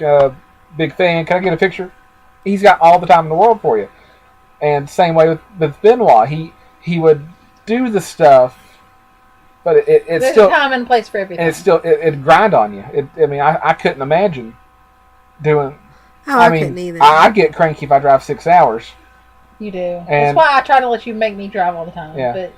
But I can't imagine flying, driving, hotel, workout... Be on TV, flying, driving, working out. I mean, that's my kind of schedule. Like, that's what I go through all the time, and I still have time for this podcast. Yeah. So, suck it up, guys. Point 20. Retired wrestler Bam Bigelow died on January 19th, 2007. Sherry Martel. Okay, hold on. Stop. Time.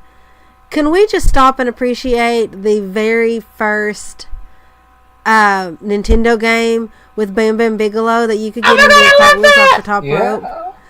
Best game ever. Yes. Okay, continue. Can we hook up our Nintendo game and play that? I don't have that game. I think I do. What? Okay. Okay. Sherry Martel died on June 15th, 2007. Benoit's family died June 22nd, 2007. Since his family died, 2 other wrestlers have died. Brian Adams and Johnny Crush in July and August of 2007. So, a bunch of people died in 2007. Okay, I don't know what the whole Chris point of that Benoit, is, Eddie Guerrero, Brian Pillman all died the night before they were set to win big title belts. Sherry Martel's death is even more suspicious to me. Sherry Martel has had ties to Nancy Benoit's ex-husband, Kevin Sullivan.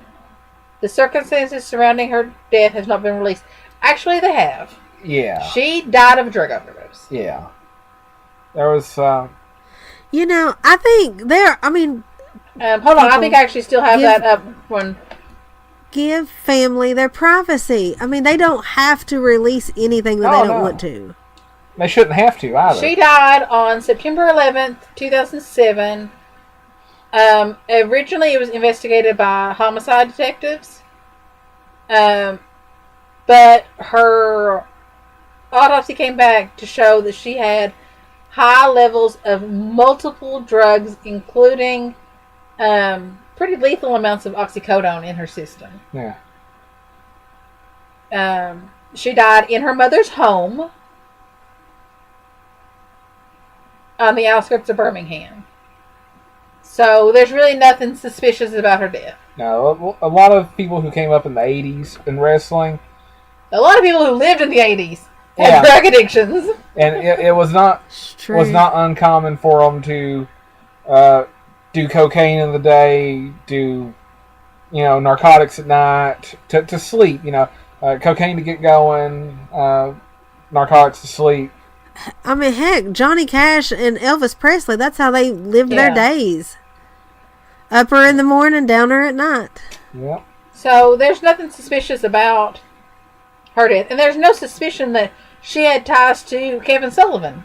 I mean, they're all in the same industry. They used to be married. They're all gonna... Oh, Sherry Martel. No, they were in the same group. She was the bad girl valet. But I mean... They're all in the same industry, and I mean, I know you would think that there's tons of wrestlers that don't know each other. Right, I mean, it's they all like pretty much know each other. Not to run into each other at the office. Yeah. Yeah. There's a saying among wrestlers too. They never say goodbye.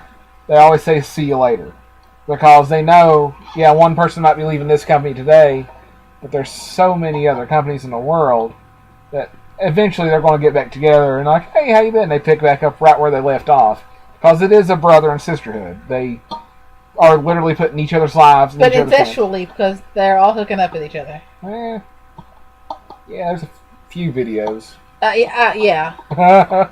Don't look those up, please. I mean, unless you're into that sort of thing. We're not going to judge you. And over 18. Yeah.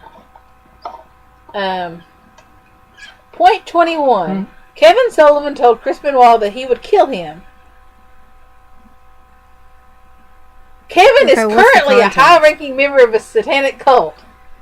Kevin is also on the board of directors of the WWE.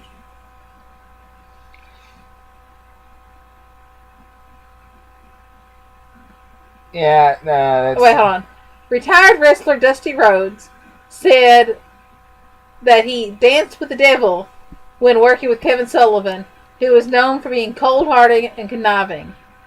I think that this might be a person who doesn't understand that wrestling's not real. Yeah, well, here's Kevin. If I'm a betting person, I don't know where this dude was thinking about. Dusty Rhodes used to work at WCW back in the day. He done announcing and stuff. Kevin Sullivan was the booker.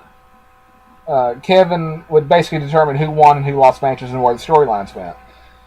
Kevin didn't care if he was there or not. Like, if you couldn't do it, he'd replace you with the next body that could, because he had a business to run. If you was out, your spot's gone, you have to get it back later. Is what it came down to. Kevin also was on TV, so he would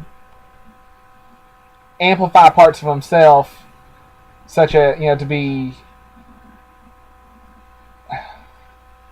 he'd amplify, his cold-heartedness 20 times, for the TV.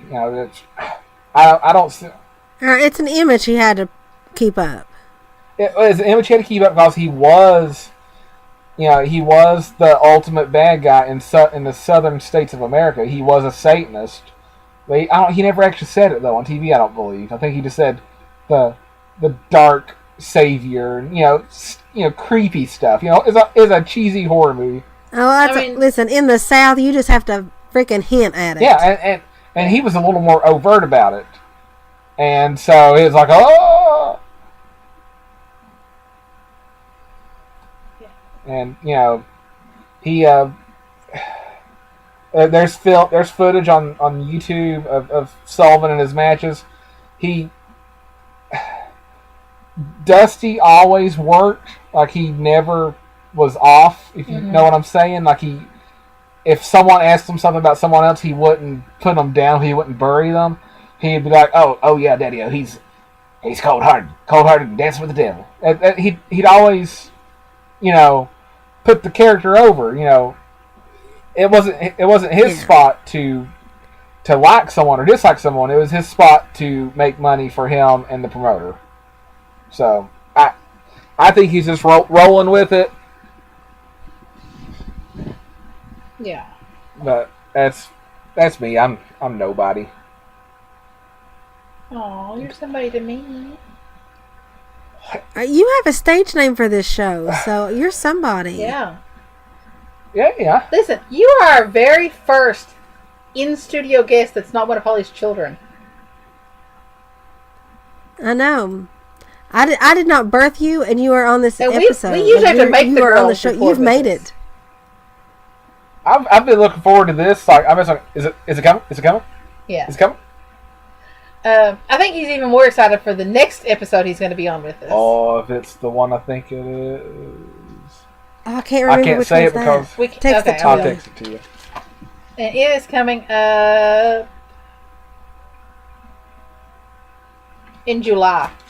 Oh God! In the hottest month. Yep. Okay. Point 22. Nancy Benoit's death was posted on the internet 14 hours before her body was found.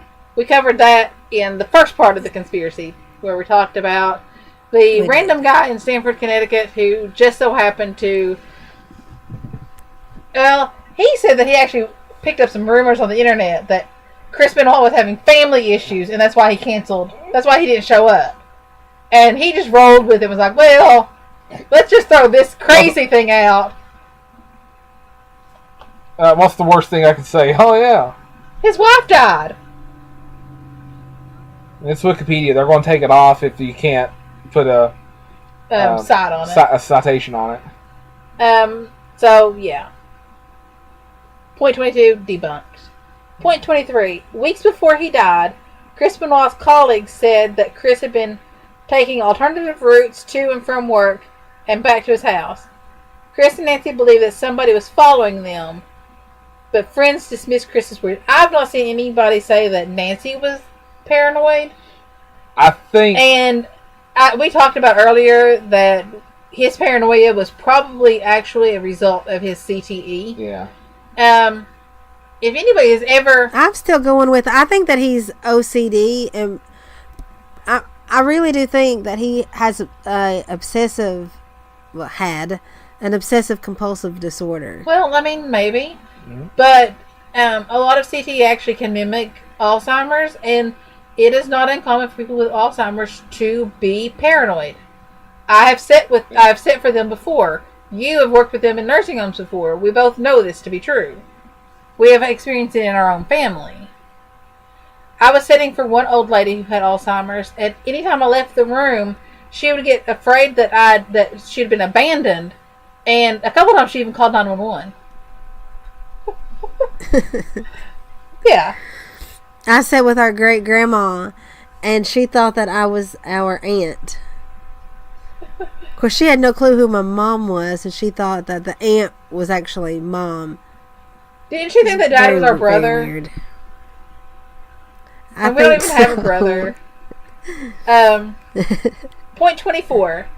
The Benoit family was murdered the same week that WWE had a storyline of who killed Vince McMahon. So? That's what the Monday Night Raw, where they done the tribute show, that's what it was originally supposed to have been about. A 3-hour tribute to someone who hadn't died. But in the storyline he had. Because they blew the limo up. I mean, they spent some money on it, and then that happened, and he came out broke character for... You know, he broke character for that to, mention that Benoit had untimely died before he knew, before they knew what had happened. Yeah.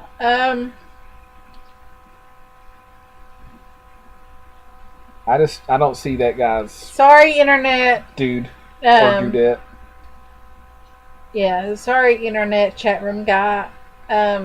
None of your points really hold up. Some of them make sense, but I don't think they amount to, Benoit Kevin didn't do Sullivan murdered. Kevin Sullivan had, Kevin was never on the WWE board. I don't even know if Kevin ever worked for WWE. Hold on, Like I'll pull up his Wikipedia page. It'll show where he's worked. And I think he's worked there. I don't think he worked in that capacity on board of directors. That's,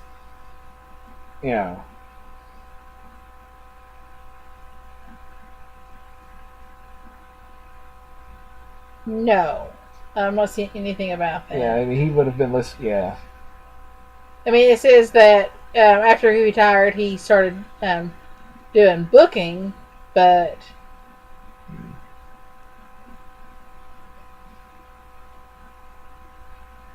Yeah.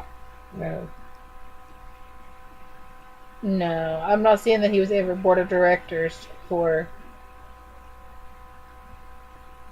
Apparently, Chris Benoit said in a DVD that despite what they were going on in their personal lives, Chris Benoit stealing his wife, that Sullivan never took undue liberties in the ring during their feud. Even though he blamed Benoit for breaking up his marriage and that things were tense between them in the back. That in the ring, Sullivan was always the utmost professional. Yeah. Even though he could have legit hurt him. There's a match, and it's on YouTube somewhere. Chris Benoit versus Kevin Sullivan in a Falls Count Anywhere match. And at one point, they're brawling through the arena, and they end up in the men's restroom. Haha. But it's like upstairs, like the actual where the fans go. And Sullivan slammed a door to a stall on Benoit's head, full force. And Benoit saying he didn't take any undue liberties with me. I mean... But I mean, then again, he apparently did not mind... taking chairs to the head. I mean, it's just... Sullivan could have really hurt him any way he went about it. And he didn't. I just don't... I don't see... He could have broke his thumb. He could have broke his finger. He could have, hurt the dude's knee.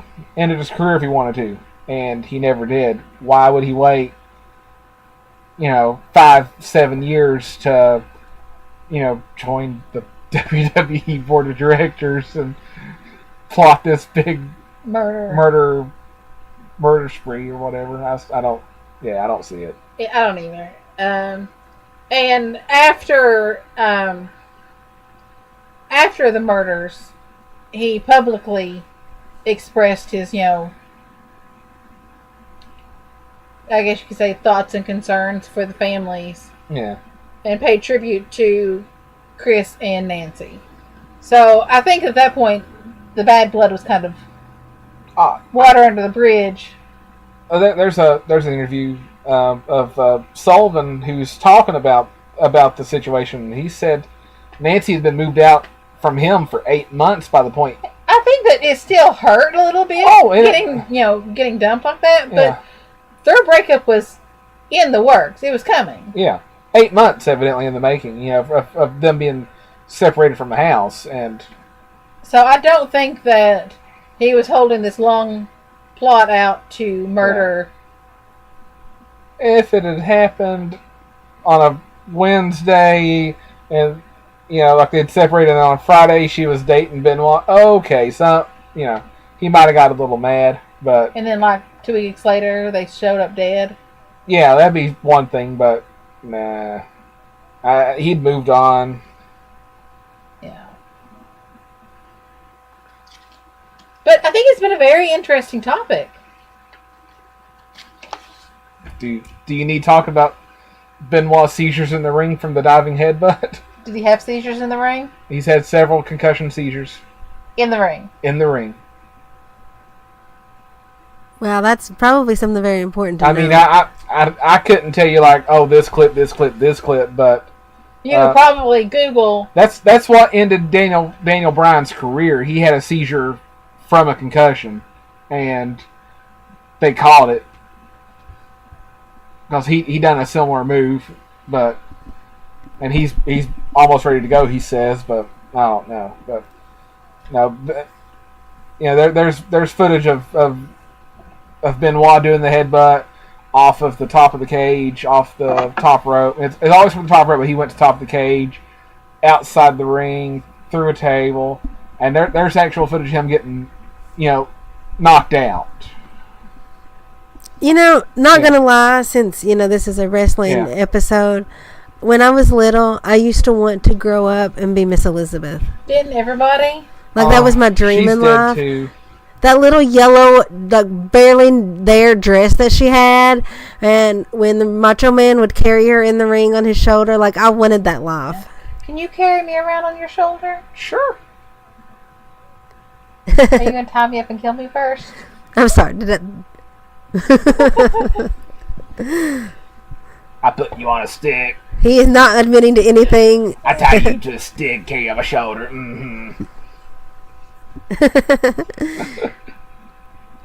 You kind of sound like our neighbors there. Yeah. Fun fact, Elizabeth was from Kentucky. Was. And Randy Savage was too. I didn't know that. They're both from. I knew she was from Louisville. I didn't know he was. He used to wrestle at the Armory in Prestonsburg back in the day. He was Randy Poffo. Actually, I think Dad mentioned going to watch him several times. Oh, actually, he was not from Kentucky. Well, he's born in Columbus, but I think he moved to. Raised in Kentucky. Yeah. Well, it's okay. We'll claim him anyway. I was never born in Ohio. Illinois claims Lincoln. Why can't we claim Randy Savage? Exactly. That's a fair Killing our president. Shame on you. I mean, I don't know his wrestling name, but I went to high school with a guy who wrestles, our local circuit thing. I went to high school with a guy who went on. And it cracks me up, though, because his day job. I went to high school with a guy who went on to star in gay porn, apparently. You did. We were on a swim team with a guy that was in the movie Logan. Okay, back to topic. Yeah. Okay, anyway, guy I went to high school with wrestles in our local circuit, but his day job is he's an EMT, and that cracks me up. Is it JT Walker? From Paintsville? Is that his real name, or is that a stage name? I don't know if it's his real name or stage name. It's probably his stage name. He wrestles in Paintsville. Probably. Boo! Yeah. I hate that one. He used to wrestle in high school, actual wrestle. I mean, I don't know if we should say his real name. Oh, it's he's got short black hair, kind of. Yeah. I go see him every once in a while at the rec center, and me and my friends, we boo the crap out of him. You're going to see him this weekend. We're going to go see him this weekend. You are still. Yeah, you're not. No, I'm going to a party. Actually, hold on. Let me pull it up. I've got him on Facebook. I'll see if. Yeah, it's not no, I don't hate him, but he's fun to boo. So, do we have a theory about why he killed his wife and kid?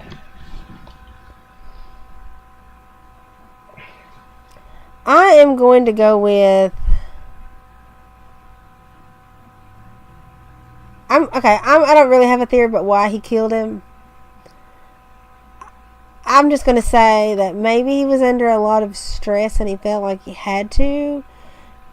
I think, though, that after he killed her, and this is why there's such the delay. Yeah. I think after he killed her, it really started just working on him. Yeah. And then he was like, well, I can't leave my kid without anybody. And that's when he made the decision to drug Daniel and kill him. And then he probably spent the rest of the time thinking of how to effectively kill himself. In the quickest, cleanest way possible. Oh. But I think that it snowballed. I think that after she died, the rest of it just built up on him. I don't believe that he was murdered. I don't think so either. I think that he felt like he had to kill himself. I don't know. It's a tragedy. And it's also a tragedy that because of this instance, he has been pretty much erased from history, really. Yeah. I mean, at one point, if someone, wrote to someone's like, I want to be a pro wrestler, the one thing they tell you to watch is find every tape you can of Ric Flair, Dusty Rhodes, Chris Benoit. What? Not Bam Bigelow, Randy Savage? Bam Bam was. Yeah, I love Dusty for Rhodes. the big guys. He's going in the Hall of Fame probably this year. Mark my words. He is not one of the greatest ever. He's one of the great big men ever. He really is. But no, he's not on the level of. Yeah, I know what you're getting at. Yeah. And I think our listeners know what you're getting at. I hope so too. But no, there's like people who write about this for a living who the only person that they can describe for what they think should be done is Chris Benoit, and they feel bad about even mentioning it. But they shouldn't, because I firmly believe that he gave so much to this sport, but it took so much from him. And I firmly believe that his head injuries directly contributed to the murder-suicide that took place that weekend. I would agree too. I agree.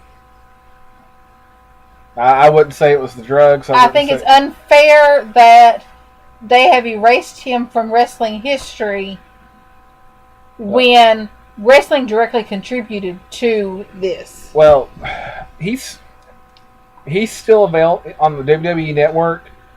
He's still on there, but you can't search Chris Benoit matches. If you search, like, the Royal Rumble, the year he won it, he set the record for being in the match for like an hour and 5 minutes or something like that. It's unheard of. And he started first, won the match. Well, after this happened, he's one of the few that's done that too. Yeah, the year after that, or a year or two after the murder-suicide, they had to have someone else do that and go past the record to set the record. So that it's no longer him. No longer him. They're trying every way they can to get him off the title, like off the record books. But that said, he's still on the official history of winning the match, but they don't tell anything about him, like how he won it. I was really surprised that Chris Jericho did an episode of his podcast about him. About this. He's done 2 episodes. Because it is still so taboo. He's done 2 episodes. He done one with talking with Nancy's sister. And I'm sure it's really hard on the wrestlers who were close to him to be forced by the organization that they work for to ignore the fact that he existed. After the fact, yeah. I don't think he's ever been mentioned on TV since the tribute show. And then the night after when they said he'll never be talked about again. Yeah. And I think if someone was to, fired instantly. Probably instantly. I hear that. Max is having Oh, nerves. you should leave that in. Because we just celebrated Max's Gotcha Day. Yeah, yesterday, well, 2 days ago now because it's after midnight, was 3 years that we've had him.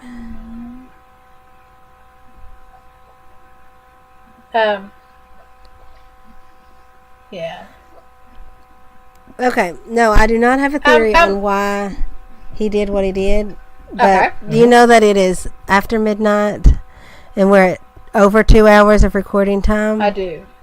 So tell us your theory. I love you guys, but we need to wrap Okay, well, tell us your theory. Did we just lose Holly? No, she's there. I can still hear her Did she breathing. fall asleep? I don't really have a theory. No, Yeah. can you guys hear me? Yes. Can you hear me?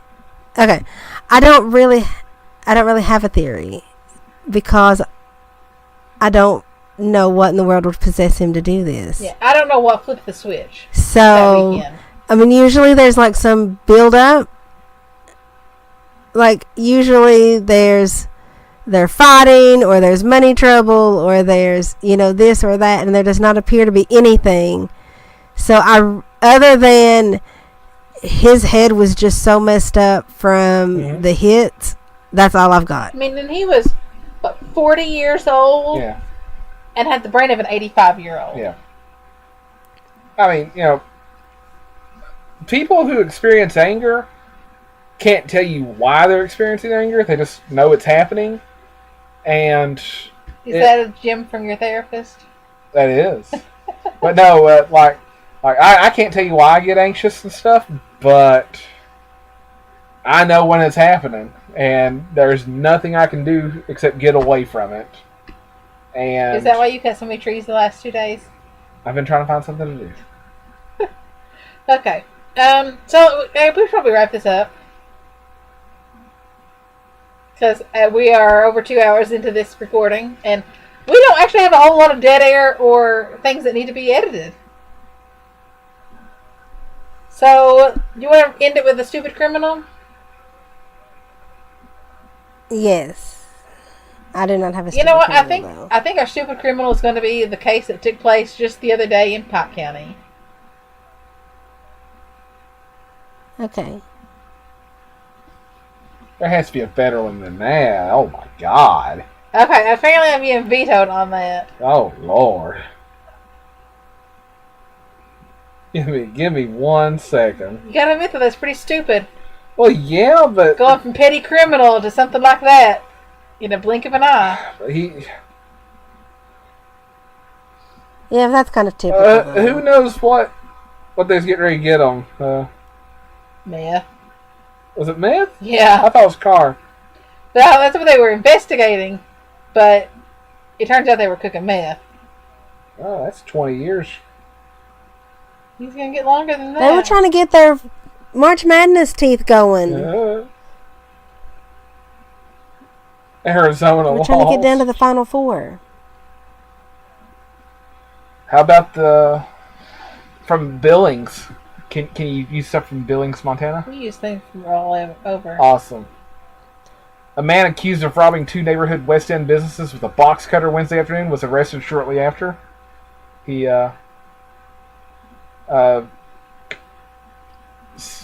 Tyler Espinosa. Can we say full names? Yeah. Okay. If it's public record and we use all public names. Tyler Espinosa, 18, faces 2 charges of We felony. just try not to do kids if we can help it. This dude decided in Billings that he was going to rob a Golden Corral, and do you think they're rolls? No. If I was going to open a Golden Corral, that's what I would take. And then he decided right after that he was. They're chicken.